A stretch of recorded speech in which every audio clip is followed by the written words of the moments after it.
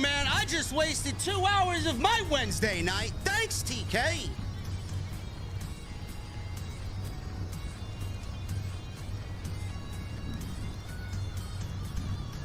AEW Dynamite tonight. Homecoming in Jacksonville.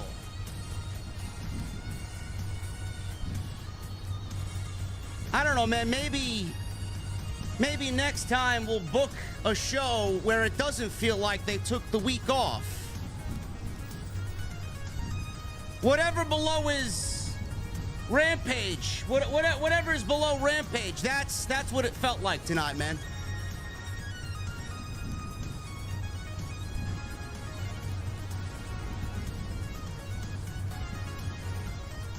What exactly happened tonight? I'm trying to wrap my head around why we even have to be here to talk about this tonight. I mean, it's like, what do we got? Oh man, we got great wrestling tonight. Great. I could get that at the local fucking high school gymnasium.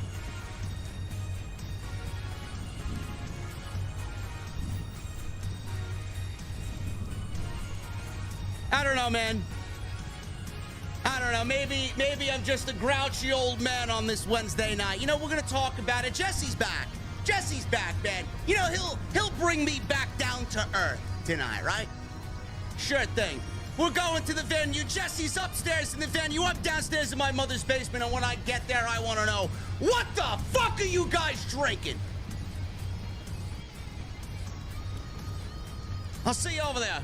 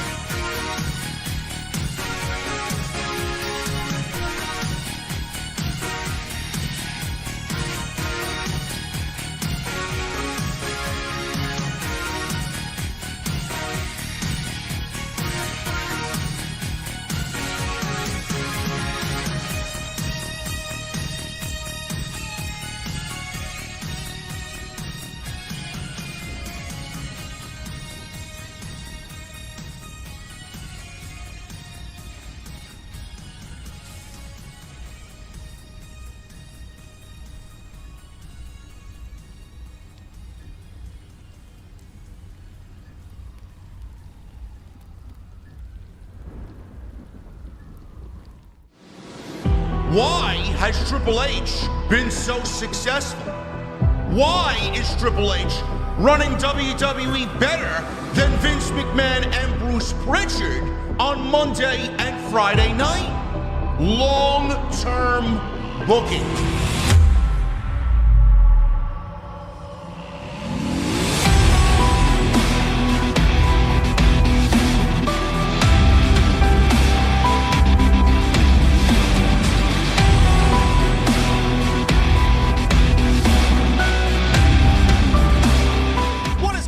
Thank you so very much for joining me right here on Off the Script. This is your AEW Rampage post show. Rampage, what was it? Rampage Center or Dynamite? I don't even know.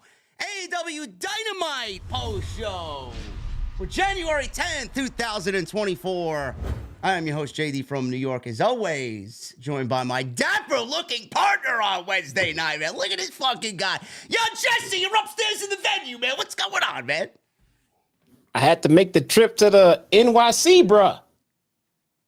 Out here in your neck of the woods, man. I see that, man. You're upstairs in the OG venue, man. You know, the secret mother's basement downstairs is where the party is, man. What are you doing upstairs? I found the keys. I broke in. Well, you work here, asshole. Of course you got the fucking keys. What do you want me to say, man? I came here on my own fruition, bro. What do you want me to say? There you go. Listen. Jesse's back. Jesse wasn't here last week. Happy to have him back on Wednesday night. We're going to do our thing here, and we're going to get into the Dynamite post show. You know, I'm already aggravating people on social media tonight because I didn't like the show, and JD's he's not allowed to dislike the show, man. I'm waiting for the Triple H Dick Rider comments to come in any minute now. But yes. you know, my partner in crime here, he has been with me since the very beginning of AEW. We sat through all of the Daily's Place shows. I've been to Daily's Place. I think it's a great venue. I love the feel, love the look, love the aesthetics. I thought the show looked great tonight. It looked good. The set looked nice tonight, man. It looked good, man. I love Daily's Place. Without Daily's Place, believe it or not, we might not even have an AEW right now. So we owe a lot to Daily's Place. And, you know, they coined tonight's show a homecoming, but... You know, in my honest opinion, and I'll leave Jesse to start us off here just quickly, I want to say, if you want to do a homecoming, great. You know, I don't mind the homecoming, but when you make it feel like we were better off having a week off of television and nothing was forwarded and nothing really happened, you know, that's when you draw my ire and you get my frustration because... You know, after such a great show last week, it was almost as if, all right, look, they're maybe hitting the reset button and 2 steps forward. It looks like they're focusing on tag team titles and, you know, they're focusing on the women's division. And tonight, I can't really even say outside of maybe one thing, Jesse, where anything was really forwarded going into what is now looking like a sold out, and I mean completely sold out, Revolution show in honor of Sting's retirement. I mean, what the fuck did we watch tonight? Bro, let me tell you something, man. First off, it's good to be back. Yes. Thank you, chat. I appreciate you all, man. You know, I miss being here. I feel good, and I couldn't wait to get back into pro wrestling, bro. And I sat down and watched this show. What the hell did I miss, man? What's been going on around here? You didn't miss anything. Bro, I've been off of social media, breath of fresh air. I find out that someone let Tony get a hold of his phone again. What the hell? But I figured, okay, Tony's been tweeting again. That must mean we're in for a spectacular show. You would think. Not so much, bro. No. Not so much, man. No. I don't know. Let me ask you this. What exactly does a homecoming show, what does it mean? What is it supposed to entail? Because maybe my expectations were too high. Maybe I expected a banger show. No, but Jesse, is your expectations that high? Is my expectations that high? I mean, are we not allowed to have high expectations coming off, you know, one of the bigger angles in company history being played off in the Nassau Coliseum 2 weeks ago, and then the reveal of Adam Cole and the explanation as to why he turned his back on MJF. Is it really that bad to have high expectations? No. But let me tell you what the bad precedents that can be set when you do shows like this. When we lose MJF from what I can tell, what looks like the foreseeable future, man. I mean, we need to get used to life without MJF for quite some time. Could be a year. Yeah. So if that's what we're gonna do, I mean, that's fine. You know, life can roll on without MJF. You know, we can circle around back to him, and it makes the heart grow fonder. I'm cool with that. But when you give us shows like this, it makes me feel like this is getting ready to be a very cold and a very stale era until MJF gets back. You make me feel like we're about to go into a lull. This feels like this feels like 2 or 3 weeks after WrestleMania, and it's just everything's been reset and everything's just boring, waiting for SummerSlam to come around. I mean, this feels flat. Nothing's exciting anymore. Absolutely nothing is exciting anymore. We got our devil reveal. Great.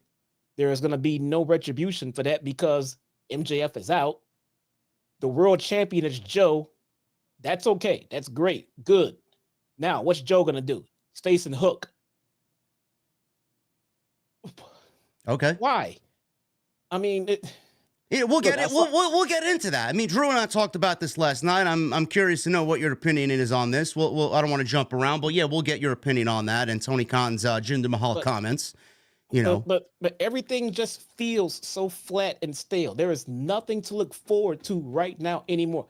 The most exciting thing that we have to look forward to is Sting's last match. That's it, and that's it. Jesse could stop right there. That's all Tony Khan is going to book for this show. He will focus on nothing else going into Revolution but that and make the entire show random matches. That's it. Outside the World Championship, of course, which we saw get started tonight with Swerve and Adam Page. But that's it, Jesse. Focusing on Sting's retirement, man. That's all he's going to do, and he don't need to do anything else. Just a typical fucking promoter, man. The same thing that Vince McMahon did. Oh, I got their money already. I'm going to do whatever the fuck I want or not do anything at all. Well, I don't think that's fair to say he got our money, so fuck us. But it does feel like it does feel like I'm not sure what the hell I got going on right now. At the very least, I don't see TK as, because he's a fan, but beyond anything else, Vince McMahon's a promoter. I don't see TK saying I got their money, forget him. I see TK scrambling, trying to find something interesting right now when he has nothing. That's the problem. He has nothing. There is nothing, and this is exactly word for word what I said, what we said on the World's End post show on Sunday. That weekend. Now that the Continental Classic is over, what do we got? Now that Adam Cole is the devil and MJF is out and lost the world title, what do we got? Where are they going? Why am I concerned? Why are you concerned, JD? There's going to be great matches. Where are they going? They have nothing. What is it that I'm supposed to be invested in? What? Great matches cannot be the standard. You can give me that roster and give me a sheet with every active wrestler, and I can put together matches that will produce great wrestling. That does not mean I booked a great show. Those wrestlers are extremely capable of doing nothing but great matches. Every time you get them in the ring, you just got to pair them with the right opponents. That's not doing anything. And then you get these people on social media who are obviously waving the flag of AEW and Tony Khan. Oh, it was a great show. There was a lot of great wrestling tonight. I'm tired of the excuse. Stop. If I hear it again, you're gone. Great wrestling. Okay. But what is it? What are you, new around here? AEW doesn't give you great wrestling on a weekly basis? We know they give us great wrestling. Tony Khan could book a great match in his fucking coma with this roster. Yeah. I don't give a shit about great wrestling. We know it's there. But what else underneath the great wrestling do we have right now? We have nothing. We have absolutely nothing. And what you gave us tonight was an absolutely inexcusable display of, hey, man, our fans, they love us. We can do whatever. Let's give them a homecoming. And what was actually forwarded tonight? Nothing. Joe did the impossible.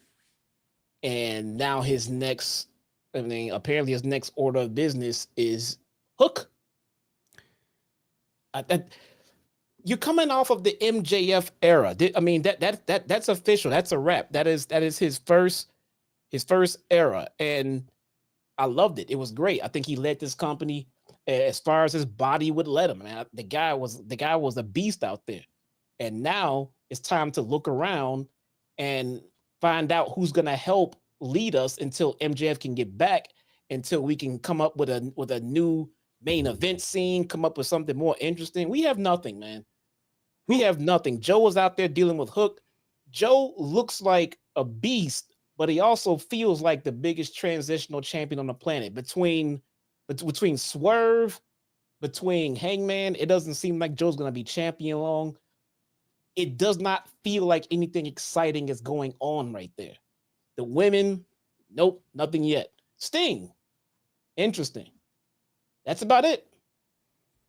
Okay, Sting, that's great. I mean, we all love Sting. Great. I can't wait to see Sting, get his retirement and have him right off in the sunset. I'm sure Tony Khan's going to handle that very well. But, for all the people that say, we got a great show tonight, I mean, the show honestly felt like Tony Khan was soaking up his tears in his hotel room the weekend that we just passed. And he was soaking up his tears with the Jags not making the playoffs. And it almost feels like he forgot that he had a fucking show to run. Who's on this creative team of his? Did none of them speak up and say, hey, yo, TK, we got a fucking show to run? There's a lot of matches here, but none of them really forward anything. And this is why, and people look at me like I got 12 fucking heads when I said this. I can't wait for this day to come because something is going to have to fucking light a fire under them. And if this doesn't, I don't know. You see what the problem is? We went from the show last week, which everybody thought was a great show, to the show this week. This week's show was absolutely a nothing show. Nothing. You're going to look back on this and say, yeah, it was, you might as well just put an empty episode of Dynamite in that spot tonight. What I've been saying is when AEW eventually goes to 12 pay-per-views a year, then Tony Khan is going to have to stop booking shows like this.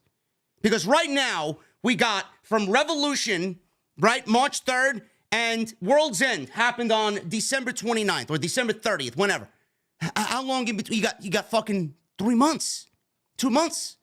Like, what the fuck are we doing? You got 9 weeks before the show in Revolution. And that's going to give Tony Khan all of the feeling of, hey, man, we could take a week off here and a week off there. I could still get the stories that I want to cross in the last 3 or 4 weeks right before we go to Revolution. No, when Tony Khan is given 9-10 weeks of fucking just canvas to build towards the next pay-per-view, he takes at least 60% of those weeks off. If Tony Khan had a pay-per-view in 4 weeks, every 4 weeks, I guarantee you he'd be more on than he is now. So when you ask me, JD, why do you want AEW to go to 12 pay-per-views a year? Weren't you so against that? Weren't you in favor of the 4 or 5 a year? Yeah, I was then, because they were telling stories then. Now, I don't know what we're getting. And that's why I feel like 12 is actually going to make the company and the creative process a little bit better. Seriously. Yeah, I think it's a bad move right now with no streaming deal. You can't ask people to pay that much money per month for a pay-per-view just so you can keep your creative juices flowing. Do better. Write better shows. The storylines have better payoff when they're 2 or 3 months of build. I mean, yeah, I get that it's harder, but do better. I mean, that's your job. I mean, come on, man. I mean, because if I have to pay $50 a month every month for a pay-per-view, that gets a little taxing, man. That's a little bit too much. You might as well say our streaming deal is $50 a month. That's kind of expensive, man. Yeah. People, I mean, you can't ask people to do that every month. They're gonna see ridiculous dip-offs in your pay-per-view buy rates. Listen, I appreciate Tony Khan. We owe, no matter how you think of TK, we owe Tony Khan a lot. Okay? I owe Tony Khan a lot. We got 2 weekly shows that I cover AEW on Wednesdays. I cover AEW on Tuesdays with Drew. AEW is a huge proponent of content on my channel. I can't thank AEW and Tony Khan enough for what he's done, okay? I love AEW. I wear this fucking hoodie every I should throw this fucking hoodie away. I should go get a new one. It's so fucking worn. I wear it every fucking stream. But I can't thank him $50 a month. I mean, yes, you make a great point. But my point is, we have a lot to say to TK as far as a thank you, okay? But with what he did yesterday, on social media, the way he projected the comment towards WWE, Paul Levesque, Jinder Mahal, Seth Rollins, You know, you could sit there and dissect it any which way you want. Is Tony Khan correct in his assessment of, well, why is Jinder Mahal getting a world championship match? He hasn't been on TV all year. Nobody knows when he won his last match, blah, blah, blah, yada, yada, yada. He's correct in that. But now Tony Khan is doing the same thing that he is addressing WWE for. He's doing the same thing that Vince McMahon used to do. They used to coast. They used to be lazy. They used to just put on shit for the sake of putting on shit. Nobody is able to get through to TK and tell him, listen, we got to do this, we got to do that. He's in his own fucking lane and he's not listening to anybody else. I don't give a shit what anybody says. This is not what we came here for. So no matter what you want to think about Tony Khan, he can sit there and act cool online and blast Jinder Mahal for getting a championship match when he shouldn't be getting one. But Tony Khan is doing the same exact fucking thing that Vince McMahon used to do. And I say this every single time I get mad. If he doesn't see it and you don't see it, who the fuck is going to tell you? Tony Khan is mirroring Vince McMahon more and more year over year over year, and something needs to be done about it. This is not AEW. This is a nothing show. This felt like the Raw after WrestleMania last year where Vince blew up the fucking show and we got Bobby Lashley versus fucking Omos. The fuck? What are we doing? Yeah, it was boring. I said this to Drew on social media. He's like, what are you, on crack? He's like, this was a great show tonight. I'm like, no, it wasn't. At this rate, TNA is going to be the second biggest promotion in the United States. Look at how fucking hot they are. I mean, what are we doing here? I know, man. By the way, Join My Heart to Kill review this Saturday. Cheap plug. There you go. I don't know. I mean, it is hard to get hot and stay hot. No one expects TK to stay in fuego, but my God, man, you can't go this cold. You can't go this cold. You had an interesting long-term storyline running. Fantastic. Please tell me you had a plan, an immediate plan for once that long-term story ended, because right now it looks like nothing. It feels like nothing. It's boring. Zero. I don't know what else to say. Homecoming. What does that mean? What does that mean exactly? Homecoming, from my eyes, my vantage, Homecoming was, and listen, I said this before, without Daly's Place, we might not have an AEW. Simple fact. Everybody on tonight's show had a part in making Daly's Place the destination for pro wrestling during COVID. Everybody you saw on tonight's show was a part of that. But that's not a reason to book a show like this, and that's not a reason to make this show a missed week in the weeks that we need to build towards a pay-per-view. No story was forwarded, nothing was really focused on, and you put on a show to thank everybody for Daly's Place, for coming home, and how important Daly's Place is to AEW during the COVID era. Fine. But you sacrificed what? To tell stories and forward stories and make new stories, to get people on television to give us nothing matches that are going to be forgotten tomorrow when we wake up. For what? As a thank you? You know what would be a great thank you? Putting on fucking good television. That's a thank you. A thank you would be not wasting 2 hours of my fucking time watching this show tonight. I'll tell you what, the tweets and the back and forth between this guy and Bischoff and USA were legit more interesting than this show. And that shouldn't be.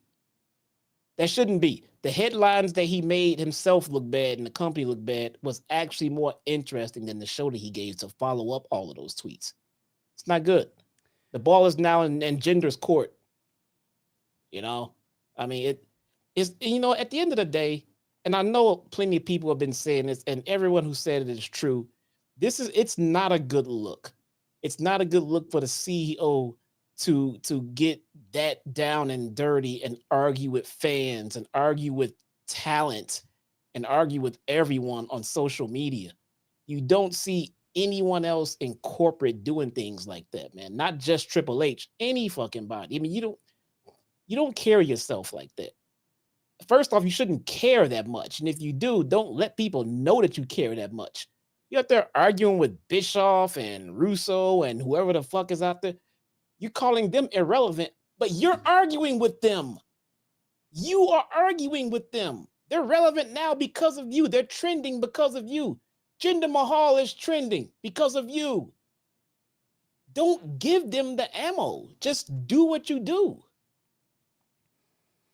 Listen, I can sit here and talk about Tony Khan's social media behavior and make it a fucking 2-hour show. Why he shouldn't do this, why he shouldn't do that, why he shouldn't say this.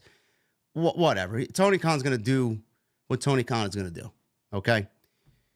This show, you know, a lot of people are just too blinded and too stuck in their ways. It's like fucking the New York Yankees and the New York Mets. It's like the Rangers and the Devils or whatever, you know. It's like everybody wants to root for their favorite fucking team. Fine. I'm not here to root for anybody. I'm here to root. I don't know. I don't believe I have to fucking say this again. I'm here to root for great pro wrestling. What we got tonight was not a great show. It wasn't by any stretch of the imagination. It was a waste of my time. And the only thing that I enjoyed tonight on tonight's show was Adam Page and Claudio. Fantastic fucking match. A pay-per-view open worthy match. No doubt about it. The rest of the show, we got Swerve, we got Joe, we got Page, and then we got Hook. Hook is getting a championship match. I guess we'll start there because Jesse mentioned it twice already.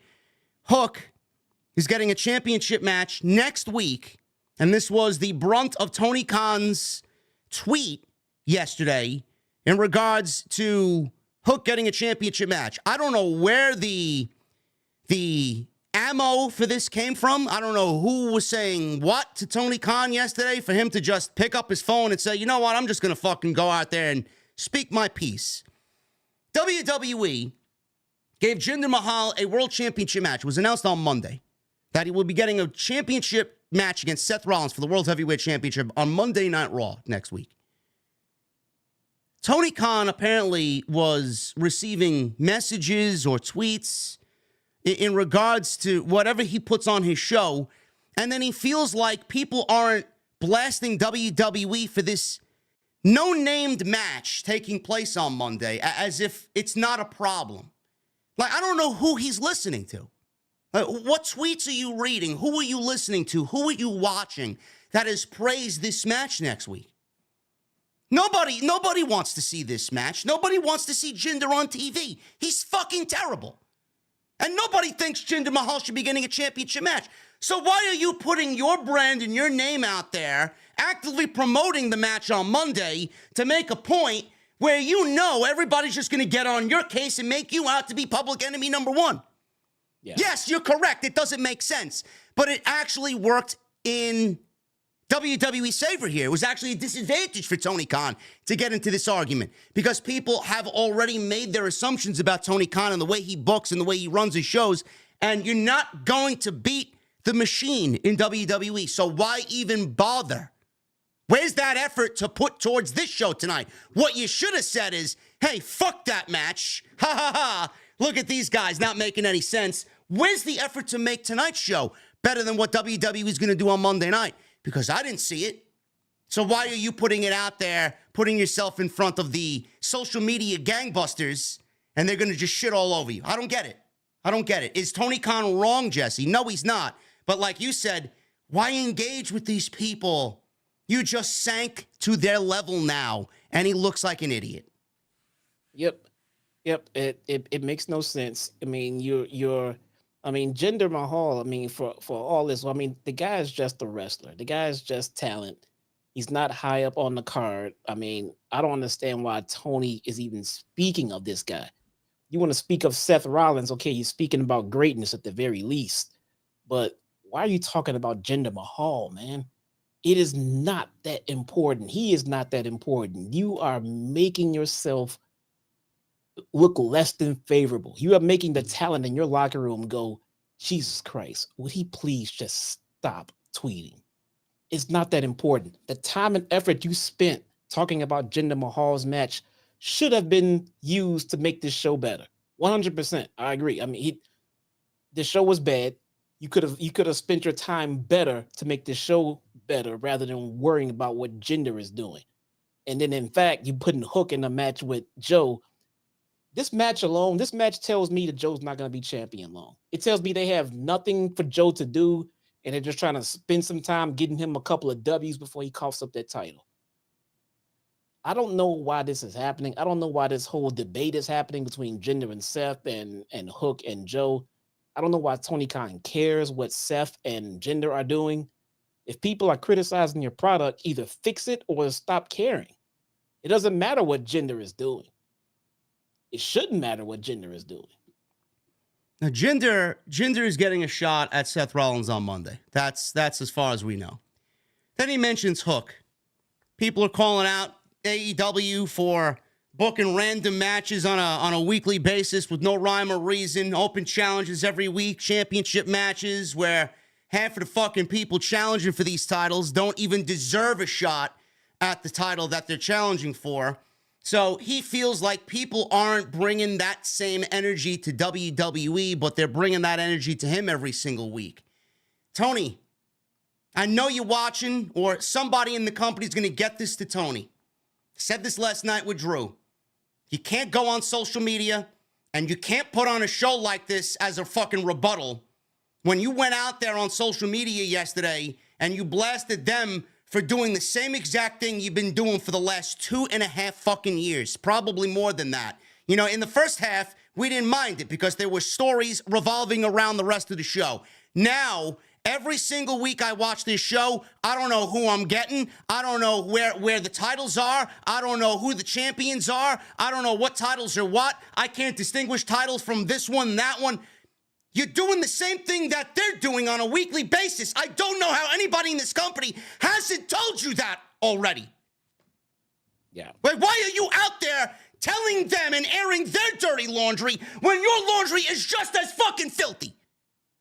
Yeah, if he never went on that Twitter tirade this week and just put on this show, it would have been much easier to say, okay, well, it's a new year. We're coming off with fresh feuds. We have to reset because MJF is out. How about we be a little patient and relax and see what goes where?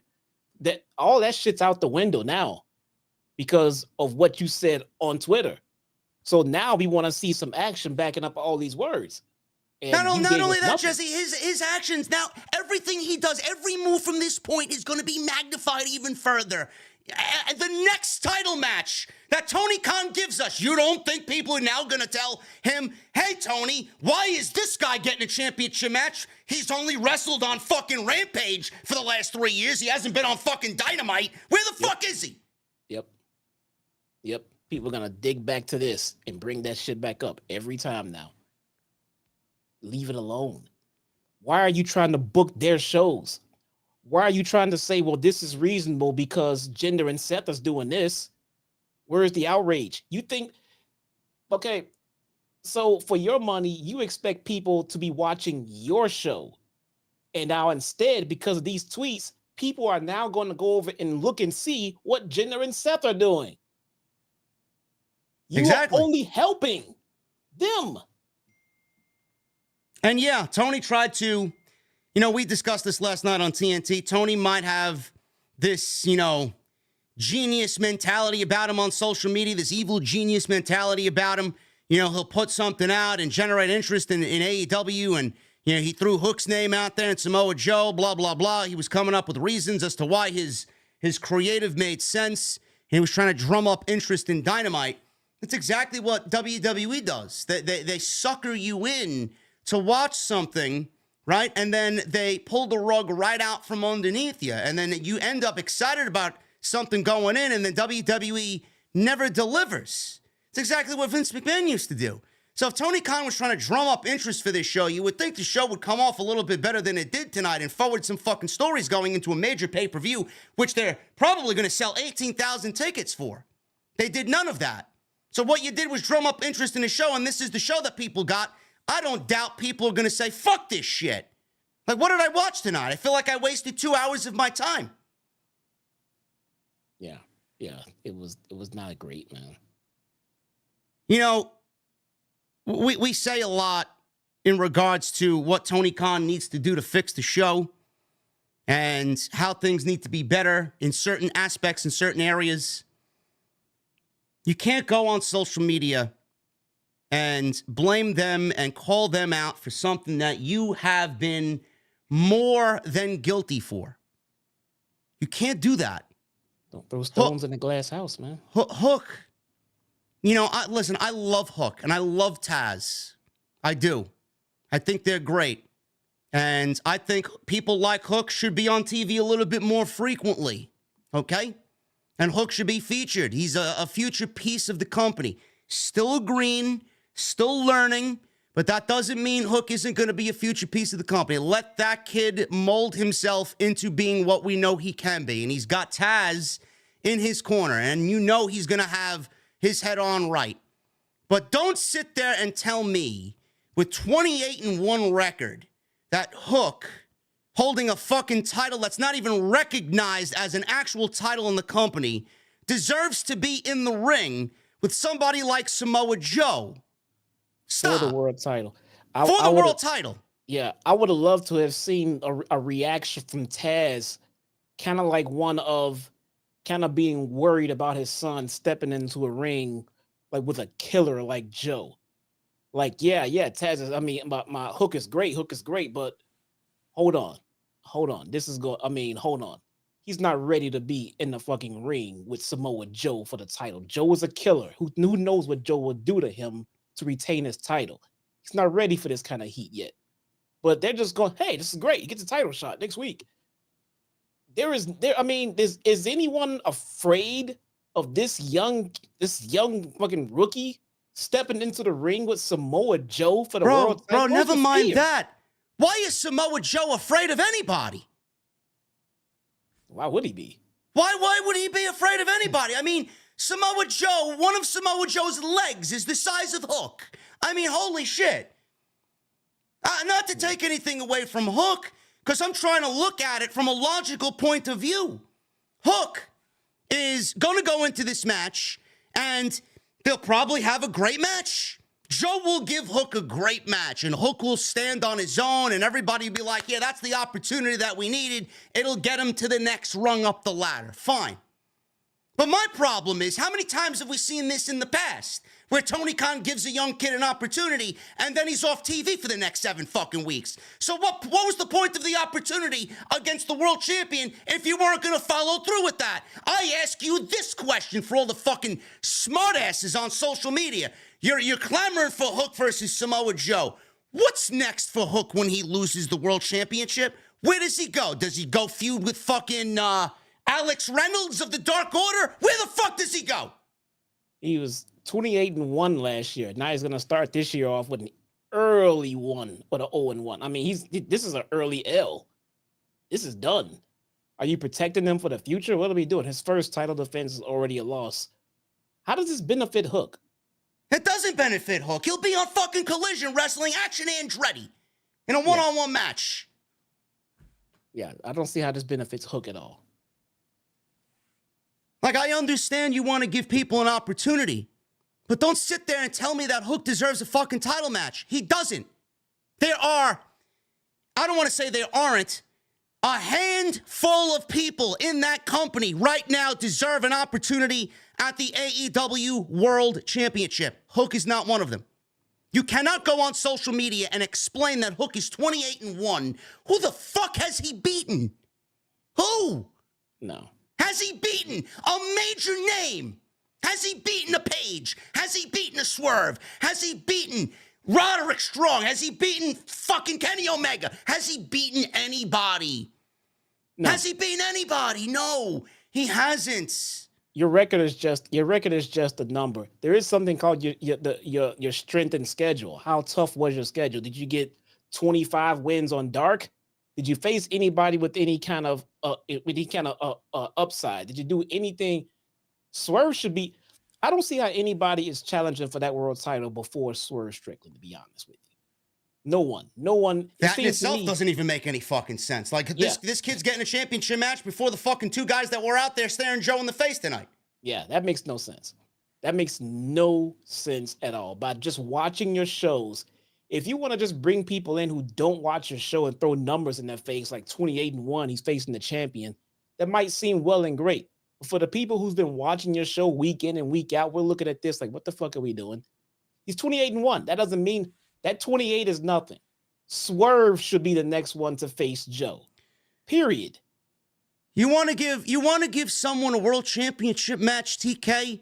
How about you give Konosuke Takeshita, who beat Kenny Omega twice in the same fucking year, a championship match against Samoa Joe? At least at that point, I'd look at it and say, hey, man, you know what? This kid beat Kenny Omega, one of the best pro wrestlers of all time, twice in 2023. He's deserved it. He's earned the world championship match. No, but you give it to fucking Hook and then you tout a 28-1 record. That's me. No. That's like me coming on here with fucking 2 subscribers, streaming a fucking podcast in front of 0 live viewers for 28 straight weeks, and then going on Twitter and saying, hey, man, I got the number 1 podcast in the IWC. Fuck off with that fucking bullshit. No. Come on, man. No, Takeshita's 2 Kenny Omega wins is way more attractive than Hook's 28. Easily. It's who you beat. In what manner? How? What happened? What kind of momentum do you have? This is where does Hook how can Hook go up from here? He doesn't. He's not even up yet. He's down before he even gets in the fucking ring with Samoa Joe next week. Man. I'm sure he'll look good. I'm sure he'll look fine. But for creative reasons, this makes no sense. You got no trust. There's no trust there. Like, I don't understand why you're on social media arguing with fucking people who have Naito as their profile picture. I don't get it. Why? Nobody trusts you. We don't trust you as much as we used to. What'd you do with Stat? She beats Jade Cargill. She puts the 1 in 50 fucking whatever in 1. Right? What happened to her? What was her reign? Where did her reign go? Nowhere. Floating up the East fucking River. Chris Statlander. So disappointing, man. What? Who else? Who else? Give me some more. What'd you do with Wardlow? Wardlow was the hottest babyface in the entire fucking company. What'd you do to him when he beat MJF? The first thing you do is put him in a goddamn match with 20 security guards. I wasn't sure if I was watching a pro wrestling match or a fucking comedy show. What are we doing?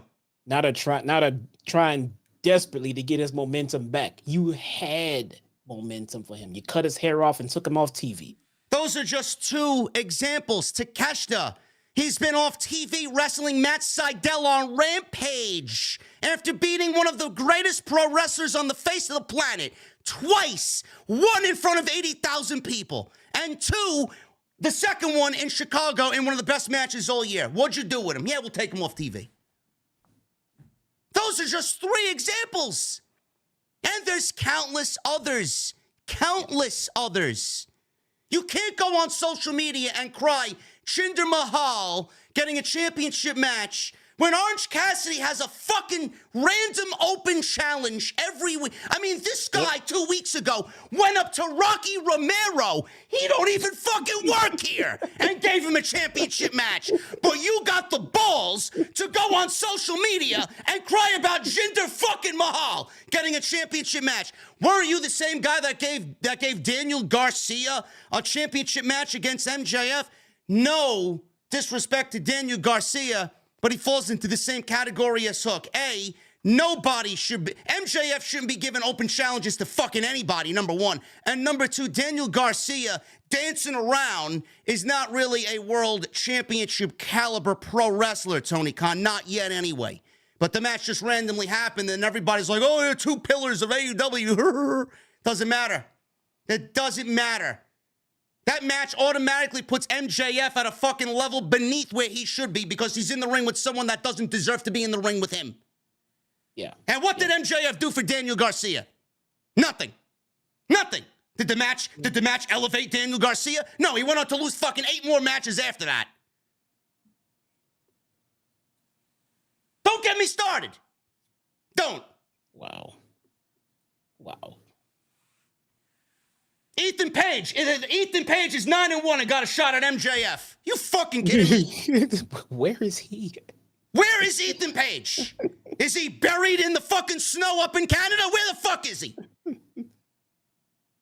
What's going on with Jay Lethal? Where's Jay Lethal? Jay Lethal had a very good story coming out of the Continental Classic. You'd think, I don't know, maybe on a fucking Homecoming show where he's definitely a part of that, he'd start telling that story in front of everybody. Where's the House of Black? Follow up. House of Black is on Collision. Where's Mark Briscoe? Look at the story he had coming out of the Continental Classic. Where's everybody? Yeah, it's time to start cashing in on all of those stories from the Continental Classic. Easily. I don't get it. Let him go cold. You can't let him go cold. If you let Jay Lethal go cold, he's right back to where you started, and the tournament meant nothing. I mean, I know somebody will clip this. I'm sure someone's fucking tweeting away. Oh, JD hates AEW. Please come on the show and refute anything I said. Please. Yeah. They botched Thunder Rosa's return. Thunder Rosa was in the ring with Abaddon. Where the fuck was Abaddon tonight? Was she a part of that big 8-woman tag team match? Because from what I saw, the 8 women in that match are the 8 women that AEW is getting behind. You know who was missing? Abaddon. Abaddon's not going to be a part of the fucking 8 that Tony Khan is pushing on weekly television. She was used as a freak show because he needs someone on Saturday night because nobody wants to work Saturday night because Saturday night sucks. That's why. Ridiculous. Adam Copeland's in the ring with fucking God knows who tonight. I mean, are you fucking kidding me? Yeah. The fuck does Adam Copeland have to do with Homecoming, AEW? Where's Christian? Just look at that. We bypassed the week to put Copeland in a nothing 8-man tag. Where the fuck was Christian Cage tonight?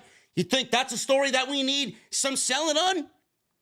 The guy just had his TNT title stolen because of nefarious bullshit from Christian Cage. Yeah, let me team with these fucking guys on Dynamite tonight. Nothing. They could have did more with Adam Cole.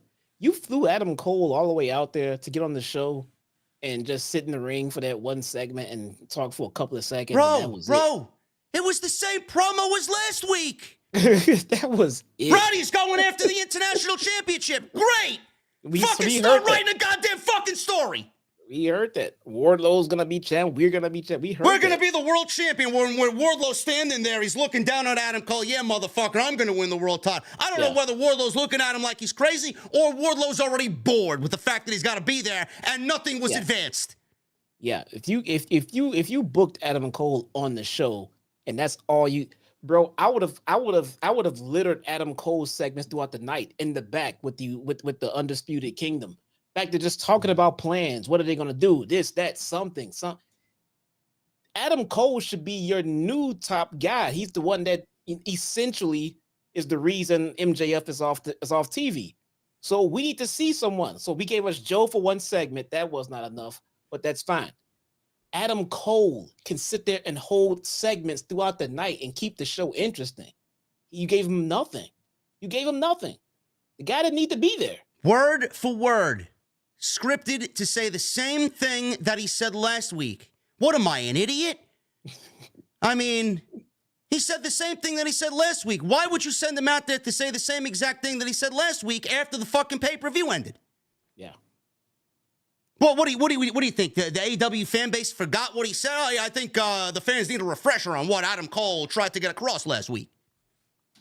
Now, I know what their fucking mission statement is. Thank you. Start penning the fucking story. Oh, Matt Taven and Mike Bennett, they're the Ring of Honor Tag Team Champions. Nobody gives a shit. Nope. Nobody cares. They're dead titles. You want to get my interest? Have them go after the AEW Tag Team fucking titles and fucking pull them away from whoever the fuck has them now. You mean the guy that lost today? Yeah, the guy that lost. Ricky Starks, who lost tonight. Well, they sent Chris Jericho out there to fucking continue having his theme music play in a post-match attack just to drown out the fucking booze. I noticed that, yeah. Now, please continue to think we're fucking stupid, AEW. Please. Please. I love making people look fucking stupid, and I love calling out their bullshit. You send Jericho out there to fucking sing Judas. Nice cut-up theme song, right? The fans don't want to sing fucking Judas. They don't. They don't want to see Jericho on television anymore. And I'm not even touching that topic because there's been nothing brought to him. Nothing. People are booing him for no fucking reason. Yep. What else happened tonight? What? Please, someone fill me in. What else happened? Swerve? Nothing. That is today's show, ladies and gentlemen. Sting jumped off a fucking, Sting jumped off a, whatever tonight. A little... Sting didn't die. Aisleway. Sting didn't die. Darby didn't die. It's good. Oh, yeah, here's the kicker. Here's the one that's good. I can't wait to listen to Cornette on this one. They're giving Sting his final match at Revolution, and the Young Bucks are getting Sting and Darby Allin. Who the fuck made that decision? I'm assuming Sting before you shit on it. You think Sting came up with this and wants to wrestle the Young Bucks? I'm assuming Sting had a hand in picking his final opponent. I'm going to go out on a limb and say yes on that one. Maybe it's who he had to pick from. I don't know. But yes, I don't think that they gave Sting his last match and said, this is what you're doing. Enjoy it. You're probably correct. I will admit I'm wrong on that. Probably more than likely 100% wrong on that. But, I mean, they have been gone. They're ice cold. They have nothing to do with Sting. And I feel like it's just so random that I can't really fully wrap my head around it right now. And again, you know, Jesse is going to reel me in here. We'll see the story play out. If there's going to be a story, there's probably a reason. They came out with their porn mustaches tonight. Yeah, they look different. They look dapper, right? Yeah. But, I mean, at first glance, it's like, man, is that it? I mean, you couldn't choose anybody better for Sting's final match? No, you're wrong on that one. I can't even find any light in that one. They're not going to be able to make this interesting between now and then. I mean, they're not. You know, who knows if Jericho and Sammy Guevara were the original plan before all these tweets. Oh my God, Kylie Ray tweeted a heart emoji. Jericho's got to get canceled. Over an emoji. Over a fucking heart emoji. Plans have now potentially changed from Sting, Darby, Jericho, Sammy to Sting, Darby, Young Bucks. Yeah, that's never gonna come. That's never gonna come together. That's never gonna end up. Oh, that makes sense. That's never gonna make sense. At the same time, though, who would? We just know it needs to be a match with Darby. That we know. We also know this for a fact. The Bucks are gonna make Sting look great in this last match. I don't doubt that. It's just very weird how they don't do. You know, it's amazing. You know, every time you mention FTR, you know, you bring up a point like, what happened to them? You know, are they being punished? Are they being scaled back when you know who got fired? You know, it just doesn't sit well with me that they're going to be in North Carolina for Sting's final match, and FTR is not in the main event against Sting and Darby Allin. Like, I mean, how are they not a better choice than the Young Bucks? Now, you know, you're probably right. Sting probably chose the Young Bucks. He had a hand in choosing the Young Bucks, but I mean, holy shit. I mean, if I have a choice between two teams, it's Dax and Cash fucking 7 days out of 7 days of the week. Yeah, but again, is FTR being scaled back? Is FTR on a short leash? I don't know. They lost those titles quickly. Didn't give a shit about getting them back. They're just relegated to Collision. And I tune in here and there. And yeah, they're not really doing jack shit, man. They're not really doing jack shit. And if they're not feuding with the Young Bucks, I don't know why FTR is here. That's the only reason that they're signed, is to feud with the Bucks. And they're not doing jack shit. And they're just going through the motions, man. I don't know. I just sometimes I'm just left speechless by what we see on television. And you know, I'm sure, I'm positive people are going to be like, oh, JD's anti-AEW and this and that. I have to reiterate, Jesse and I are not anti-AEW. But man, you are sadly just in denial if you don't realize that there are huge issues here. We've foreshadowed these issues, and this show was the boiling point of, all right, let me see them hit the reset button. We're on the right track, and then we get this Homecoming show. I love Brody Lee. I listen, Brody Lee's great, but it felt like, you know, a whole tribute show to him again. It wasn't even fucking Homecoming. It was more Brody Lee than anything, because Brody Lee was synonymous with Daly's place, and that's great. But there's a time and a place to do that. Give him a tribute show every fucking year for all I care. Yes. He deserves one. Every year. Great. Dedicated as such, and a night like tonight would not be held to any kind of standard other than we're going to pay homage to to Brody Lee tonight. All right, they kind of half in that, half out. Homecoming, Brody Lee tributes. We saw Brody Lee. It didn't feel like an all-out Brody Lee show. And if that was the case, it would have been great. Call it a non-canon show. We're back at home. We're gonna honor Brody Lee. That's it. But that's not how it came off. You know, we talk about how WWE has had the same showrunner for how many years? Vince McMahon was there, didn't want to listen to nobody, did his own thing, did what he did to please Vince McMahon, and didn't give a shit about the fans. I'm not saying Tony Khan doesn't give a shit about the fans, but sometimes you look at a show like this, and it's like Tony Khan waking up one morning and booking a show that he wants to book for Tony Khan and not the fans, but then it comes off as if he's really doing it for the fans, but more it's for Tony Khan. And I can't stress that enough. You know, Tony Khan in year 5, because it's not the same AEW. If you think it's the same AEW, then go take a fucking hike. It's not. No. You know, you could sit there and claim, oh, it's great pro wrestling, blah, blah. It was a great show tonight. It was a great pro wrestling. That's because Tony Khan has ingrained that in you, and I don't want to say hypnotized, but he's giving you the fucking narrative. Great pro wrestling. AEW is the hub for great pro wrestling. Great. We know that. If that's his goal, if that's what he wants to give us, this shows with great pro wrestling, I feel like he has that in Rampage and Collision. I feel like he should dedicate, at the very bare minimum, Dynamite to more storyline driven. And you can take nights off on Rampage. Just go out there and give us banger matches, you know? But it feels like Dynamite should be a lot more story driven than this. This was just boring. Any given week, I watch a Dynamite and I watch a Collision. I don't know who I'm getting. We've discussed this on Tuesdays. I want to watch a show knowing who's on the roster, what I'm getting, and I want a concentrated roster where I know stories are going to be fucking developed. How many people on this roster? It's got to be upwards towards 500. Easy. I don't know who's signed with the company, who's not signed with the company. Every time Fightful Select comes out with somebody, oh yeah, another independent talent contracted to AEW. Okay. What the fuck? Who's on what show?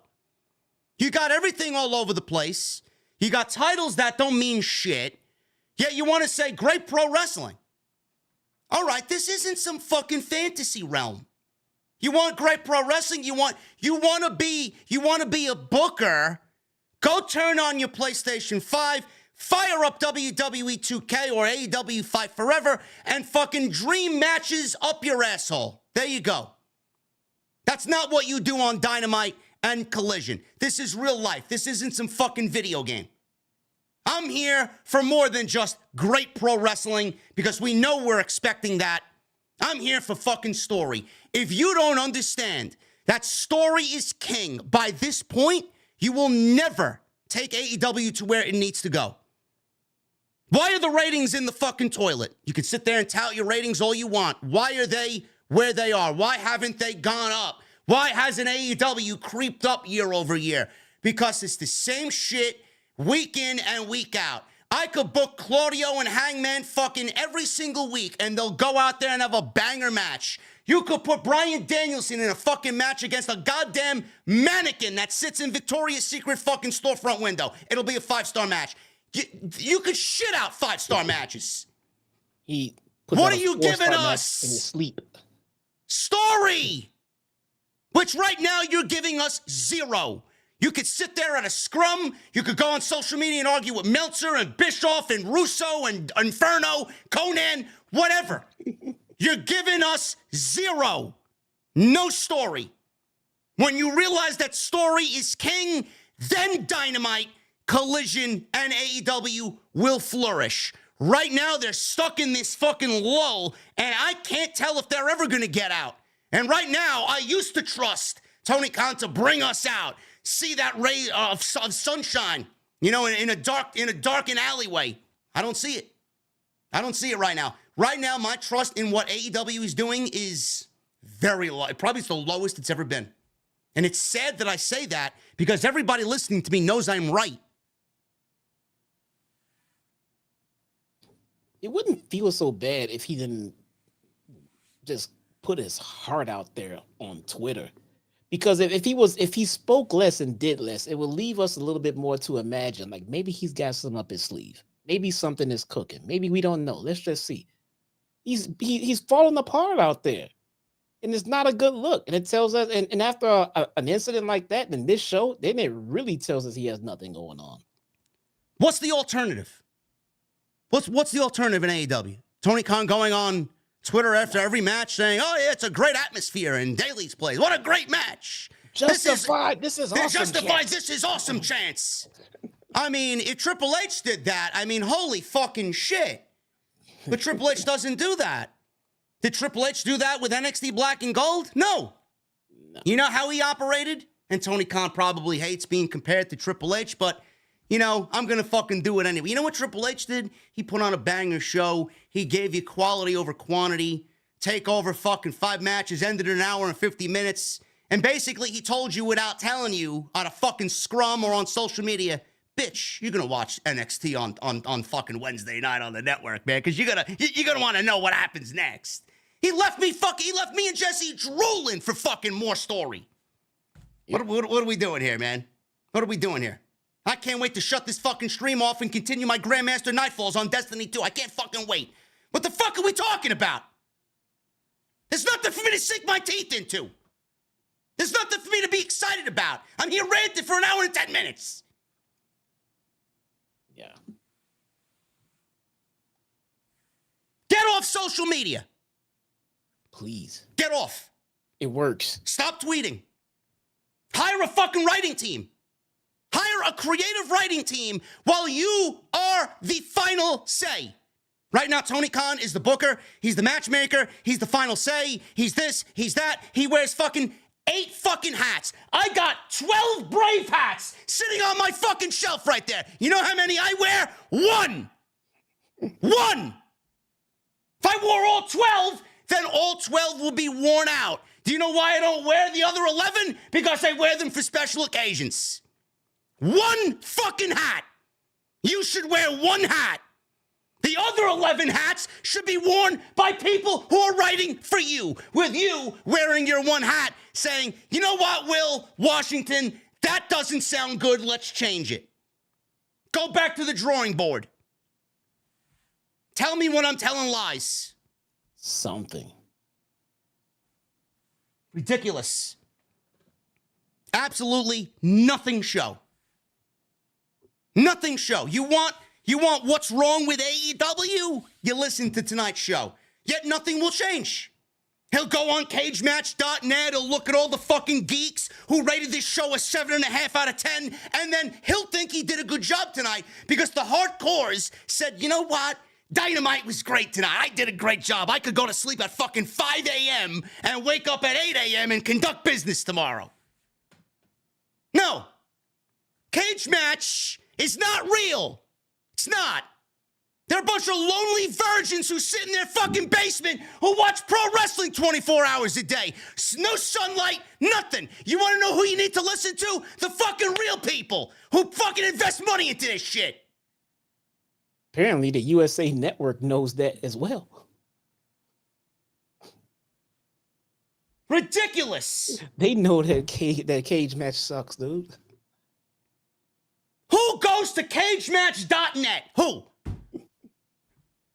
I didn't even know the fucking site existed before Tony Khan started using it. Now I use it to take notes on House of Glory when I got to do commentary. Where did this guy wrestle last? How many reigns did this guy have? How many combined days does this person have? It's great. You're using that as a metric to feel good about your shows? For 5 years, I've been telling you what's been right and what's been wrong with this show. I'll give you my fucking phone number. Call me up. JD, what happened tonight? I don't need a fucking cage match. I don't need a dirt sheet. I don't need this one or that one. I'll tell you right off the cuff what was wrong. There's nothing here. I got no notes. I got a fucking mouse pad, a mouse, and my iPad is off. There's no fucking notes. You want to know what's wrong with AEW? 5 years. 5 years this guy and me have been here telling you exactly what's wrong. Nothing's changed. Nothing's changed. going to be a long, long, long year without Maxwell Jacob Friedman in your company, because right now it's the only fucking reason to tune into this shit. Got Adam Cole hobbling on one fucking leg. Swerve is out there. Right? Yep. We love Swerve. Trying to break. He's got to wait for Hook, though. He's got to wait for Hook to get his turn first. And when Swerve becomes champion, he'll be in great matches with no story. First, we got to get Hangman and Swerve again. And that match worries me because now who wins? I'm not going to lie. I don't want to see Hangman lose a third goddamn high-profile match to Swerve. And I definitely don't want to see Swerve lose and then be up 2-1 in the fucking feud. I think you booked yourself into a corner right there, buddy. Will Ospreay's coming in February. You know what my question is to everybody? Will Ospreay's coming in. Oh, yeah. You know what my question is? What do you got for him? What's he going to do? What is he going to do? Where's he going to fit? What's the story with Will Ospreay? What are we putting him in? How am I going to invest my time in Will Ospreay? Oh, but Will Ospreay's coming in to give great matches. You could put Will Ospreay in you could cryogenically freeze Will Ospreay, and it'll give you a 5-star match. Will Ospreay farted a 4-star match this morning. You could cut off Will Ospreay's legs, both of them, and it'll give you a fucking 7-star match. Easily. I hope they go ahead and put him in there with Don Callis, and it should be a lot easier to book him. But other than that, what do you do with him? There's no Kenny Omega. There's no Adam Cole. There's no MJF. No. Alternative. They're the alternative. What alternative? To what? Alternative is this Saturday. Hard to Kill. You know, being that this show has been heavily high, I may even watch, to be honest with you. I'm looking forward to it, actually. A good reset, dude. They're doing big things. They got a lot of big signings. I'm looking forward to it. How many different problems do you need for me and Jesse to go over before something is done? How many? Tag team titles, non-existent. International Championship, open challenge every fucking week. Eddie Kingston just won a Continental Classic and you're giving him fucking Trent Beretta? Trent is great, don't get me wrong, but what the fuck is Trent Beretta doing in a Continental title match? What? Oh, he won 8 matches on Rampage. I thought he had Wheeler Yuta. No, it was Trent Beretta. Trent beat Vikingo, Brian Keith, and Brian Cage in a fatal 4-way. That's right. That was the week you were gone, and I ranted on it. That's right. I heard Yuta talk about getting a title match with Kingston, and he mentioned that there would be no interference.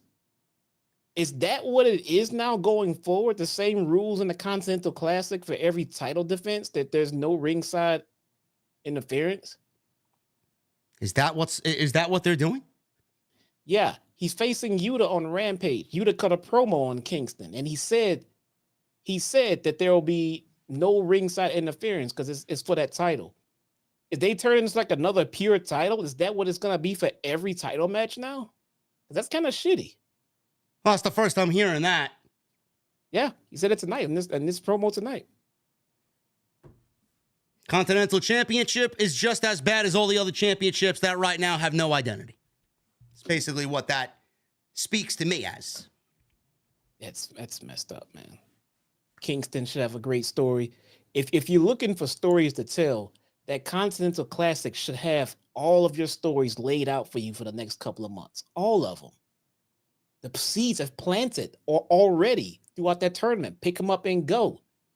What is Jay Lethal gonna do? All right. What's going on with Briscoe? What's going on with? I mean, there's so many stories that come out of it. You should have plenty of stories, mid-level stories to tell right now, just from that tournament alone. The other thing that happened tonight was Jay White and the Gun Club contemplating a partnership with the Acclaimed. Billy Gunn, Max Caster, and Anthony Bowens. You know, Bang Bang Scissor Gang is what Anthony Bowens wants this new super group to be called. So let me get this straight. Jay White, and again, I mean this in no disrespect towards Anthony Bowens and Max Caster, because Jesse and I both love those guys, okay? This is more about the creative side of things. If anybody wants to fucking clip this or anybody in the company's watching, oh, JD's disrespect. No. There's more about the creative side because this is lowbrow creative. You take Jay White, who's wrestling MJF for the World Championship, and then he loses. You put him in a Continental Classic to resuscitate him and give him some credibility back after what he did in the loss with MJF. And then you want to take him from the Continental Classic and put him in a super group with the non-existent, irrelevant Trios champions. To do what exactly? Scissor. To do what exactly? Are we gonna sell Bullet Club inspired scissor belts now? Scissor. Or have we gotten any dialogue that they're gonna go after the Undisputed Kingdom here? I didn't hear Anthony Bowen say anything about the Undisputed Kingdom tonight. No. Jay White. Jay White, Jesse. Jay White. Standing next to Billy Gunn. Yeah. What are we doing? No, but that's great. That's good creative, JD. They're tying storylines in. Oh, okay. The acclaimed. The fuck do they? They're tying things together because they can't take out the Undisputed Kingdom. Adam Cole's injured. What is he gonna do? He's got one kick his ass. Go get him. Shove him off the chair. He can't get up. Go get him. He's one of them old senior citizen beepers around his neck. He's got to call Brett to get up. The fuck? Who else is there? Roddy and Matt Taven. You can't take them on? You need the Bullet Club's help? No. I don't know, man. How about Wardlow, Roddy, or the Kingdom and Roddy go after the Trios Championships? Nah. They didn't mention the Trios. They had no problem throwing them through fucking glass, though. But no, they don't want the Trios titles. No, they want to mention all the other titles. No, but the Trios titles, we don't want them. You took them out for a fucking reason, right? You took them out because they were teaming with MJF. They were friends of MJF, but you don't want their titles?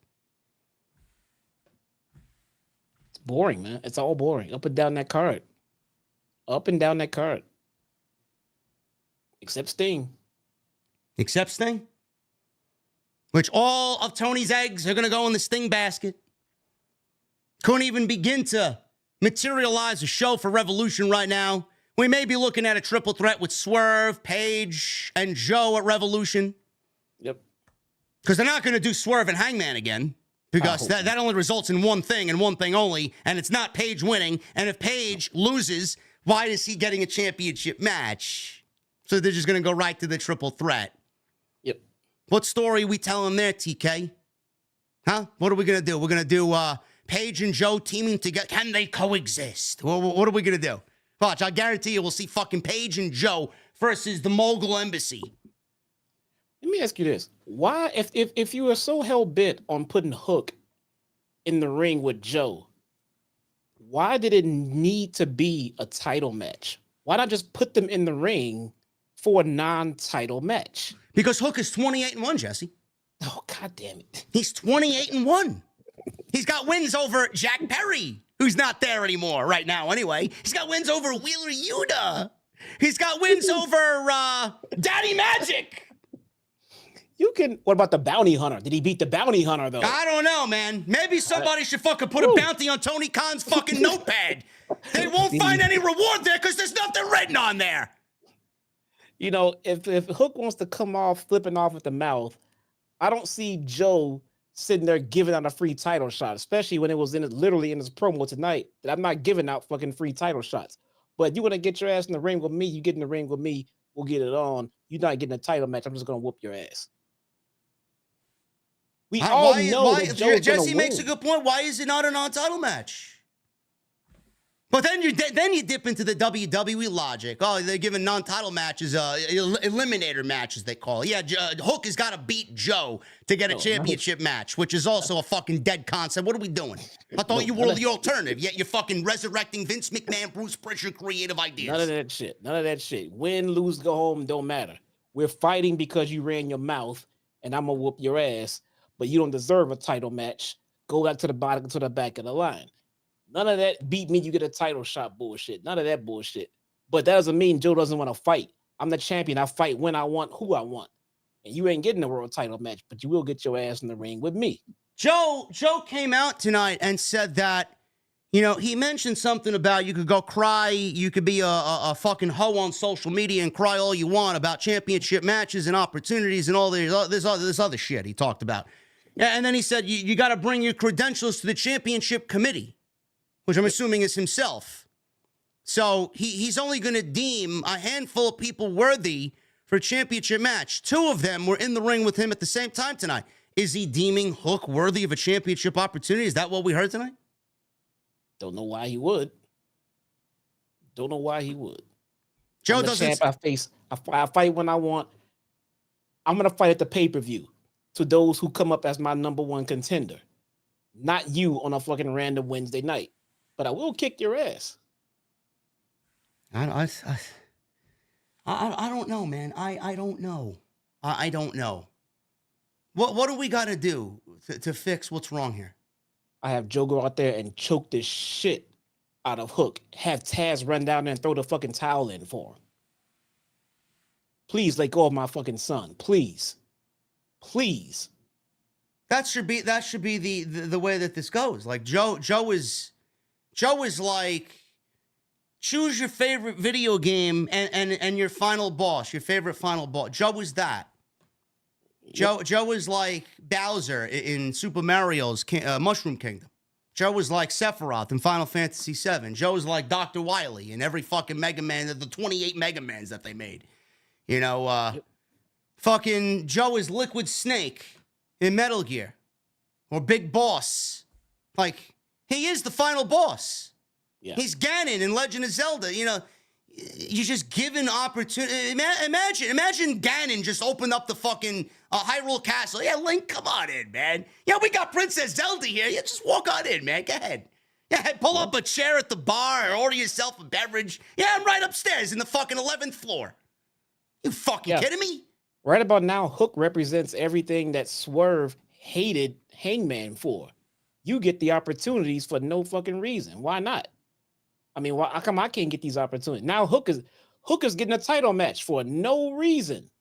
I gotta go out here and shed blood out here and fucking and do all this other shit with Hangman. And I'm still waiting for my opportunity. Here comes Hook, 28 wins versus everybody on Dark. I don't know. Do we need to discuss anything else tonight? Honestly, what else happened tonight? Did anything else pique your interest tonight on tonight's ramp? Dynamite. To be honest with you, no, I don't think we really need to go through the whole show. I know. I'm not even opening up my iPad. I'm not. No. I'm not. What am I going to go over move for move because fucking Lance Archer fucking dug up from his grave, finally made an appearance on Dynamite tonight? It's great. Got to see Jake, though. Good to see Jake Roberts, man. Wasn't.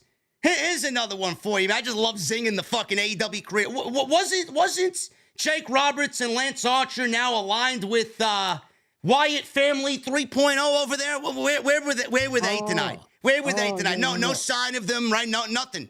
What, aren't they a new group? Yeah, I forgot about those guys.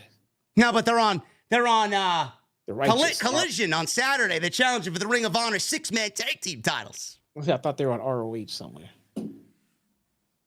What do you want? You want me to go over what exactly? Adam Copeland spearing Toa Leona tonight. They put all of the women in one match in one segment again. 8 women. I think they botched Thunder Rosa's return, man. I mean, she was gone so long, and she was the women's champion. One would think they would have all kinds of plans laid out for her big return. And she's just out there standing on the ringside waiting for a tag in the 8-woman tag match like everybody else. She's just sitting there waiting. Thunder Rosa, take nothing away from Sky Blue and Julia Hart. Jesse and I have spoken fucking glowingly of them. Excellent. Yeah. They've killed it. I'm looking forward to their growth. But Thunder Rosa being in a tag team match, tagging with Abaddon, who was not a part of this match tonight, only lessened Thunder Rosa's return after 18 months or so. Then you put her in another match tonight with 7 other women, and I love Thunder Rosa. Jesse loves Thunder Rosa, but Thunder Rosa did not feel special at all standing next to any of those women. She felt like everything else in what is right now a lukewarm division. Yeah. She shouldn't have been out there, and Julia Hart shouldn't have been out there. It could have been 3-on-3. Those two I wouldn't have put out there. Thunder Rosa she could have done just about anything that would have lit a spark in the women's division, and all she did was just come out and just get in the ring and stand on the apron and wait for a tag. That's all she did? She could have came out and beat the shit out of Toni Storm. That would have been interesting.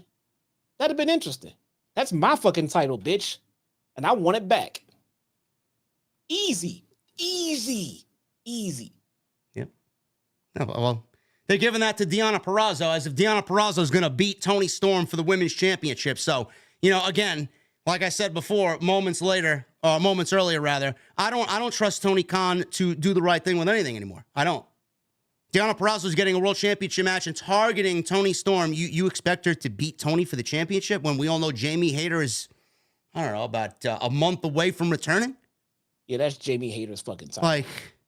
That's nobody but Jamie Hayter's title. So Deonna Purrazzo coming in to take an L from Toni Storm. Meanwhile, you could have taken Deonna Purrazzo and, I don't know, inject her into a fucking feud with a Thunder Rosa while they battle over who has the right to get the next opportunity. Build a story. Think about that, man. Think about that. In Thunder Rosa's return, she comes back like fucking house on fire, comes running into the ring, unannounced, no music, beating the shit out of Toni Storm. Thunder Rosa's back, and then all of a sudden, Deonna Purrazzo comes out of nowhere and just knocks her the fuck out. And then we get an explanation, then we get a feud, then we get Deonna Purrazzo versus Thunder Rosa at the fucking pay-per-view. Singles match, no title on the line. Story. And then everybody wants Mercedes to come on in. To do what? What do you want Mercedes to do?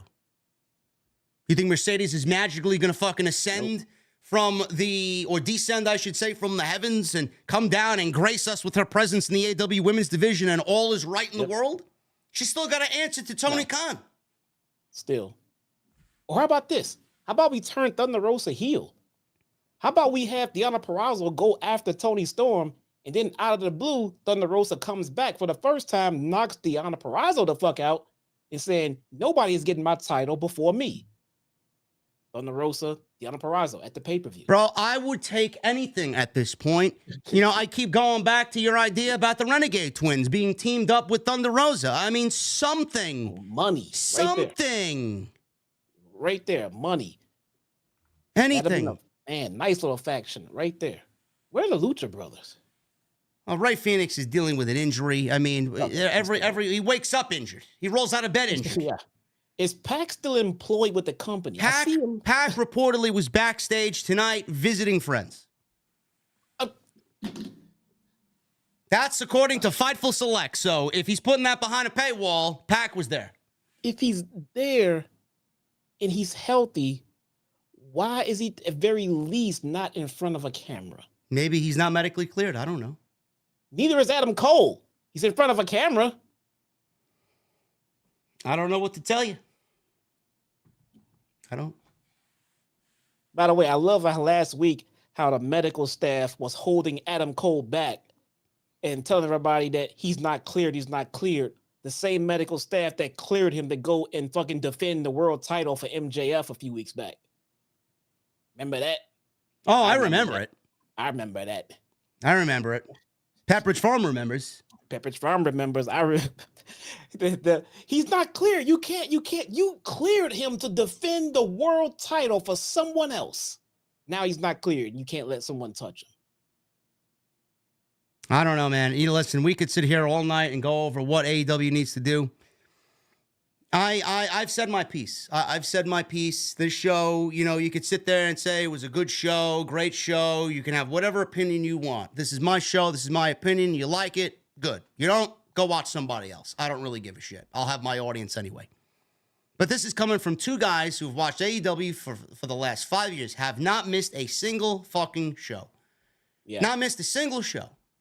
If you're going to sit there and argue with us that AEW is right where they need to be, or they're better than ever, and they're on the right track, and they're this and that, and you don't think anything is wrong, you're talking to the wrong two individuals, because we'll call you out on every single thing that you mention.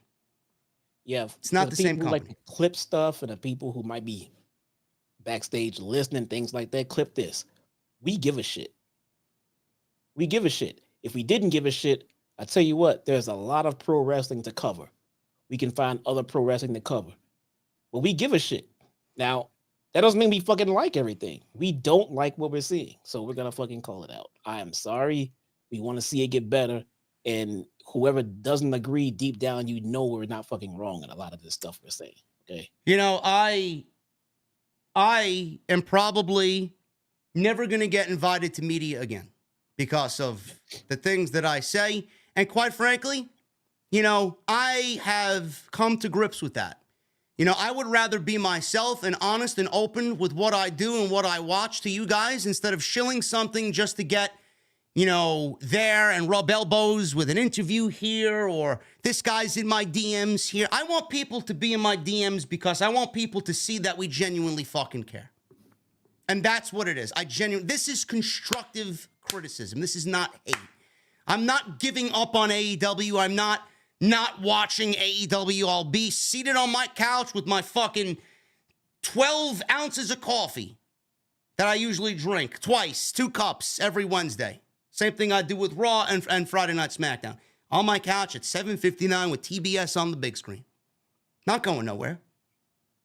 But the way AEW is going, they're going one way, and it's not the way that I want them to go. This is constructive criticism. Seriously. If Tony Khan doesn't understand that, if anybody in the company is watching us saying these guys are marks or they don't know what they're talking about, he's angry, he's this, he's that, he doesn't know what he's talking about, I invite anybody to come on here and tell me that I'm wrong. We care. This time last week, I was laid up in a hospital bed. And I had people coming in to check on me and do this and do that. And I made them all wait because I was watching Dynamite. That's the only thing I watched on that fucking TV was Dynamite. I was on my phone the rest of the time. I just wanted to watch Dynamite, bro. That's the only show I wanted to see. So I give a shit. I care. But, you have to make me enjoy this, man. I'm not just going to give you everything because I love the company. No, man. You got to give me something to fucking watch. I take great pride in what we do, what I do on a daily basis. A lot of what we say is like I said before, constructive criticism. I feel like I think Pat McAfee said something tonight. It really resonated with me because I know Pat McAfee is going through some shit. He called out ESPN for kind of sabotaging his show. He said something in a long-ass tweet tonight, and something just stuck out about what he said. He said, I say all that to say this. I have a lot of pride in what the boys, our fans, and I have built. We found what we're good for. There was a lot of different points during our journey that it could have ended or stopped or slowed down. Because of the entire team, we kept rolling. I love them. I'm thankful for them. And we're just going to talk shit about sports. And he went on to say that we do not bat 1,000, but we feel as if we do make solid contact a lot. Our people found us because of that. We're wildly lucky for the folks that enjoy taking mental vacations with us, Monday through Friday, 48 weeks out of the year. We take a lot of pride in making folks' lives a little bit happier or better. I couldn't pen something that resonates like that. I seen that on my timeline, and I'm like, that's me. That's us. Dude, he everything he says, he cares about. Same thing with us. No matter my tone, no matter my fucking my octave. It hopefully resonates with you guys. And this is what I hope it accomplishes with AEW too, but they're so stuck in their fucking ways. Jesse and I are never going to get media. I was media. Now I'm not media because people know who I am and people know where I come from. I don't toe company bullshit. I'm straight and forward. I'll give it to you how I see it. You don't like it? Tough shit. That's who I am. You don't like me for me? Then fuck off. But if you don't think that we're not going to come on here and give you guys the best fucking point of view from our vantage point that we possibly can, you're mistaken. And everything that we say is basically love for AEW. And right now, we're not feeling that love from AEW to us. You know? Yeah. By the way, shout out to Pat McAfee, man. He has his industry and ESPN by the fucking balls. Yep. He can do what the fuck he wants. He has the highest rated fucking talk show. Nobody fucking... You can't touch Pat McAfee, dude. No. And they know that shit. And ESPN fucking knows it. I seen that and I'm like, that's fucking me. You know? It's like, you know, we don't bat 1,000. I never say we bat at that. We get a lot right. But man, we're hitting a lot of... We're hitting for fucking... We're hitting 300, man. We're driving in fucking 100 RBIs every season. That's what we do here. You know? Yeah. I like being wrong about things. If I come here and say a wrestler sucks and they're good and they're not doing anything interesting and they need to get better, and then they prove me wrong, thank you. Good. Because I want to see you get better. I mean, I don't mind being wrong about things like that, no, but just don't get offended by it, dude. We mean well. We actually give a shit. Yeah. Guys, I mean, I just could not bring myself to go over move for move these matches tonight when there was no story. None. No. All I could say about tonight's show is that it was a colossal waste of time. Homecoming, my asshole. Claudio and Hangman had a pay-per-view worthy match to open the show. Swerve, Joe, and Paige looking like it's a triple threat match at Revolution for the World Heavyweight Championship. Samoa Joe came out with a brand new World Championship, the Triple B. The Burberry title is no longer until MJF gets back. And then Hook showed his face and challenged Samoa Joe to a match next week. We got a big 8-women's tag team match. Nothing came of it. Everybody felt on the same level. Nobody felt greater than the other. No Mercedes tonight after rumors and rumors and rumors. No Mercedes. Then we got an 8-man tag with Adam Copeland and a fucking cast of characters that have nothing to do with his ongoing story about Christian Cage. And Sting jumped off a fucking stage with a Scorpion death drop on Will Hobbs through 2 tables, basically almost killing himself before his retirement in North Carolina at Revolution. And that was basically the show. I got to take a deeper look, but I heard Hobbs got hurt. He looked like he took the nastier of the 2 falls, yes. Yeah. But that's basically it, guys. I was not going to go over with Jesse move for move tonight. There was literally no story. No story whatsoever coming out of the show. Adam Cole was on the show tonight like we addressed. He said the same exact thing as he said last week. Nothing was forwarded there.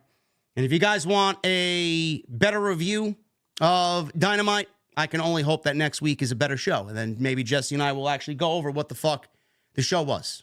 Yeah, if you came here to find out what happened on Dynamite, we just gave it all to you. Yeah. Nothing fucking happened. Absolutely nothing.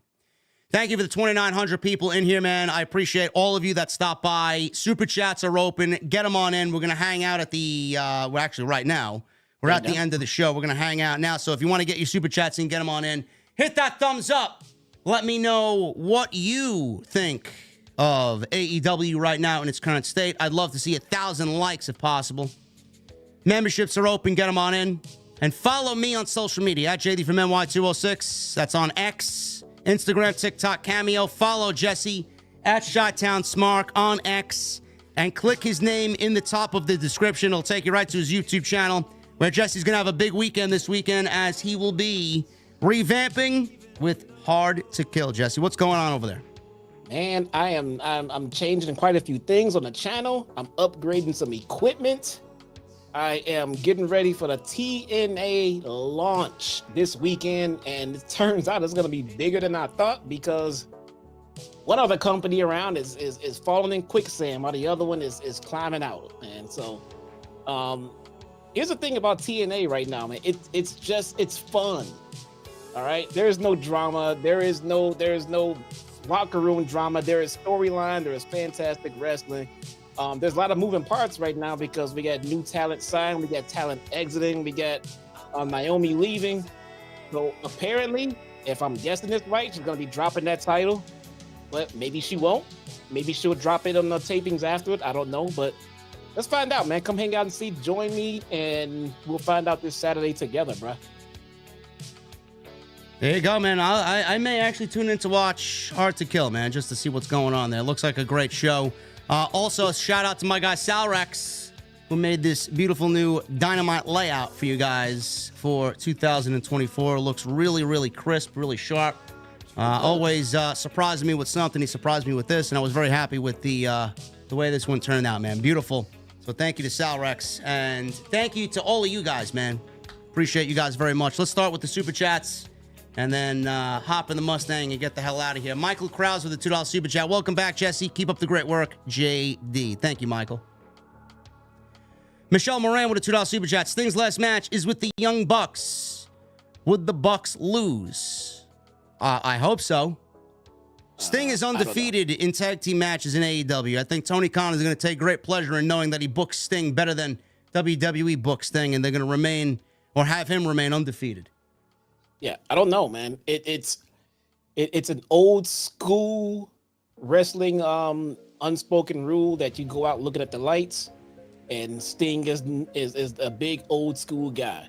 But there is always the exceptions to the rules. Undertaker was an exception, and I would definitely put Sting in that exception category. So it's a little unpredictable right now. Yeah. Skinner with a 4 months. JD, keep doing what you're doing, bro. These geeks got to get smacked down by somebody 4 months strong. Cheers, yo. Skinner, thank you, brother. Thank you for being here 4 months, man. Hopefully you're here for another 4. Matthew with new membership. Matthew, thank you, brother. D. Bastardo, what's up, man? It's good seeing you at the Nassau Coliseum, man. Hey, fellas, random title defenses, 4-way matches for number 1 contender. Relying on these 2 lazy formulas, they'll never have a reason to build divisions. Man, they need to do more than just build divisions, man. They need to split the fucking rosters and book separately from Dynamite and Collision. It's the only way it's going to work. Lord J. Coyle with a 27 months. Funny, the amount of people complaining about the Young Bucks versus Sting and Darby like this isn't the match he'll have asked for. Quick crying geeks. OTS for life. You're probably right, Jay. Sure, Sting has a lot of say in what he wants to do. And by the way, yeah. Ric Flair was out there throwing chops at Will Hobbs tonight. Yeah, I did think that segment was funny when the chops meant shit and he just poked him in the eye. I didn't see that one coming. Yeah, that was funny. That was funny. Joseph Gonzalez with a $4.99. Last night on Twitter, having more heat and storytelling than your own TV show was a massive fail. Yeah. Like Jesse said earlier, the fucking impressions that the Mahal tweet got more interest in that match than he got on his own show. Fucking ridiculous, man. A. Alexis with a $5 Super Chat. What's the cheapest part of Matt and Nick Jackson's bodies? Their balls? Because they're under $1. Glad to have you back, Jesse. We missed you. Thank you guys so much. I appreciate all of the welcomes, and it feels good, man. It feels good. Wild Stallions with a 10 months. Roster with endless stories. Being ruined by TK Coke dealer, giving him flat stuff. Come on. I don't know why we got to resort to that type of deflammatory comment, man. About the show was bad. We didn't enjoy it. Do better, TK. Yeah. Alan Barkley with a $2 Super Chat. The show tonight felt flat. Yes, it did, Alan. Watson with a $15 Super Chat. Thank you, JD. Number 1 in the IWC. I'm glad to see Jesse is feeling better and back where he belongs. Hashtag OTS Club. Cheers, you guys. Thank you, Watson. Alexander Fitzgerald with a $5 Super Chat. Why do you block people that disagree with you? Why are you a Triple H nut hugger? Alex, thank you for buying my coffee tomorrow morning on my way to the gym. I really appreciate your generosity. And why do I block people? Because I'm tired of the tribalism. Go stack marbles on a fucking freeway like Andrew Bay Dallas says on Tuesday night. And while you're at it, stare at the headlights that are incoming. It'll do you good. why do you care so much? Like, if someone blocked you and said get away or whatever, why don't you just go watch somebody else? I'm gonna go back and give them money and ask. I mean, what do you expect to happen? Right Oh my God, JT blocked me, but I'm gonna give him $5. Yeah, I think just go live your life, bro. Maybe I'll upgrade from Dunkin' to Starbucks tomorrow, and I'll thank the barista that makes my coffee. You could thank Alex for this one, man. Here's your tip. I'll go be a fucking yuppie thanks to Alex on the way to the gym. A nice gingerbread oat milk latte. How about that, huh? The Gary Sphere with a $10 super chat. Sting's final match in the world title scene forwarded. May not be groundbreaking television like Punk showing up once a month just to take photos with the women, but come on, there was progression. Gary, there was no progression. Swerve, Paige, and Joe, yeah, I guess. I mean, nothing was really forwarded. So we know Swerve wants the title. Yeah. And we knew that last week. Yeah. We know that Hangman wants Swerve. Yep. But what did they do? Did they advance anything? No, it's almost as if they stayed in the same place as they ended last week. They didn't really forward anything. Yep. Delightful entertainment with a $4.99. Highlight of my nights every time you are live, whether it's with Jesse or Drew or just you. AEW is great for wrestling. Doesn't mean their owner isn't a baby. Yeah, he's got some social media problems for sure. Justin with a $4.99. Celtics winning in overtime against the Timberwolves was better than this show tonight. Also, welcome back, Jesse. Keep up the good work, guys. Thank you, Justin. Thank you so much. Theme parks and things with Johnny with a $5 super chat. Not saying this to justify anything, but Jinder and Seth faced off for the NXT Championship way back then, but by no means am I justifying the match Monday. You know, the funny thing is, Jesse, a lot of people on social media now are claiming that this is long-term booking between Seth Rollins and Jinder Mahal. No, they just went out and did the booking for Triple H. He just put the fucking match out there, man. Yeah. He wasn't thinking that far back. He just put the fucking match out. I mean, you have enough internet sleuths and nerds who will go back and... Everyone in WWE has all been there so long that I can find a way to tie in anyone.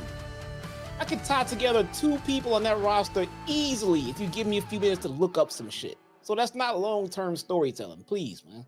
So Jinder and Rollins wrestled 10 years ago for the NXT Black and Gold Championship, and everybody wants to claim long-term booking? Long-term booking. I heard people claiming long-term booking when Rollins and Reigns faced off at the Royal Rumble a couple of years back. That wasn't long-term booking. They never crossed paths for 4 years. Jinder and Seth Rollins haven't crossed paths in 10 years. It's more of a throwback than anything. Or a mere coincidence or a happenstance. Long-term booking. Stop using the LTB just to act and sound like you know what you're talking about. You don't. Jinder doesn't deserve to even be on TV, let alone a fucking title match. I don't trust Jinder to be in the ring with Seth. I don't want Seth to get fucking hurt fucking wrestling Jinder Mahal. Yeah, everybody's a Jinder fan now, all of a sudden. All of a sudden. We love Jinder. Yeah, we love Jinder. Where were you the last year when he was on and off TV for a few weeks and then disappeared completely? Well, no, but here's the good news. He's all yours. You can have him. Yours. Yeah. Nobody wants him on TV. Nope. Mr. TKO with a $2 super chat. Hook could have been the one to win Cassidy's title. No, he wants to go after Joe, though. Yeah. Isaiah Hoffman with a $4.99. Hey, JD, I had to put my dog Sasha down after 17 years today. And, man, it was a rough one. Just wanted to say thank you to you and Jesse for making me laugh a little. Isaiah, thoughts and prayers to you, man. That's never an easy thing. No. I know I'm going to have to go through that eventually. I know, Jesse, you went through that. Twice. So I can't even... Listen, I've been through that with a family pet before. It's not easy. I still have not gotten another family pet. That's a lot of pain to go through. Yeah. Omega Khan with a $5 super chat. TK could have hired a writing team last year. Too late. I want Tony Khan to sell AEW. Sell it now. TK, you're done. I don't want him to sell AEW. I just want him to hire a fucking writing team. No, I do appreciate his passion for the business. I don't want it sold to some corporate fucking entity like TKO or some shit. No. Theme parks and things with Johnny with a $5 super chat. TK got a TV deal ending, and yet he's going after networks. Shaking my head. Well, he's not going on USA Network. He's not going with USA Network, so. No, that's not happening. So. Moist Ham with the $2 super chat. JD, put your blood pressure graphic on the show. No, thank you. My blood pressure is fine.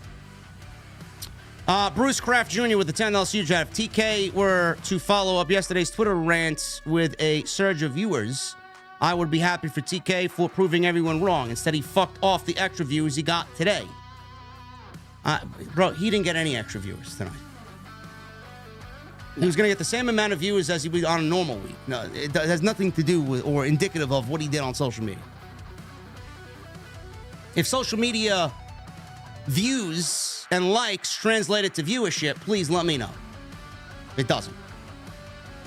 No. Theme parks and things with Johnny, $5 super chat. Give JD and Jesse a TV deal. TK obviously doesn't want it. AEW might as well go to Fight. Aren't they on Fight with AEW Plus? Aren't they on Fight? Yep. Great. Calazios with a $2 super chat. Chi-Town looking sharp. Hashtag no pants required. You got no pants on? Man, who needs pants, bro? Well, I couldn't tell.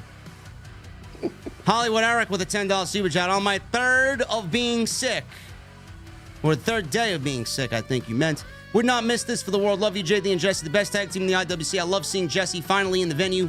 JD, your rant reminds me of me in my old reviews. Or I remind myself of my old self.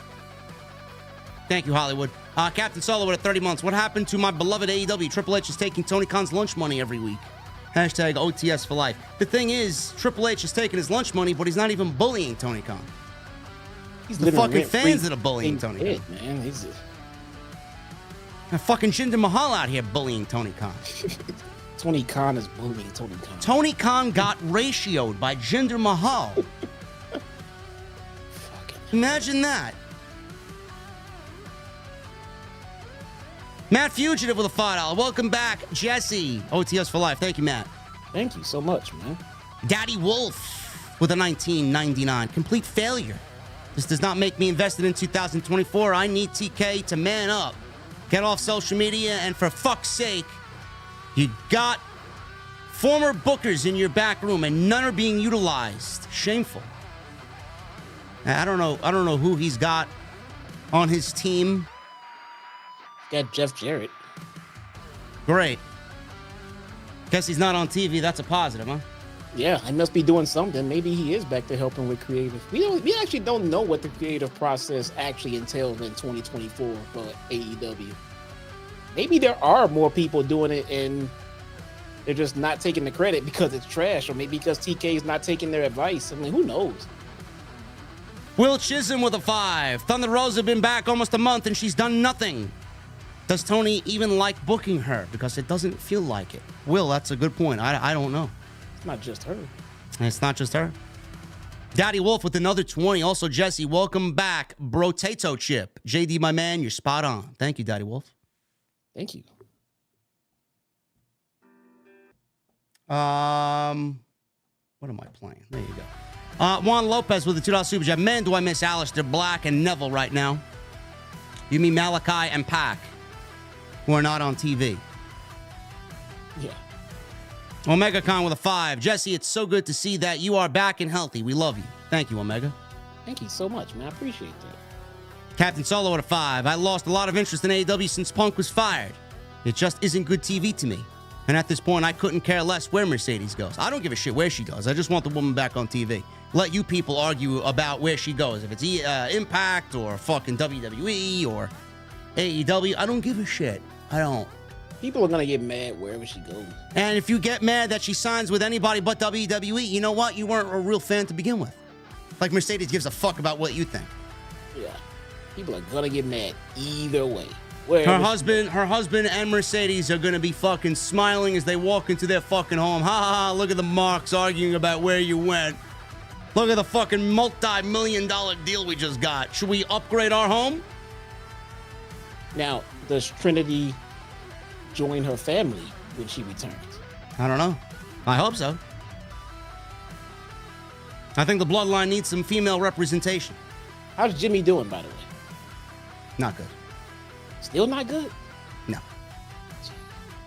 MGM balling with a $4.99. Crazy how much of a 180 tonight was from last week's Dynamite. Welcome back, Jesse. Looking sharp, my guy. Much love to both of you and the OTS family. Thank you, Ballin. Thank you so much, man.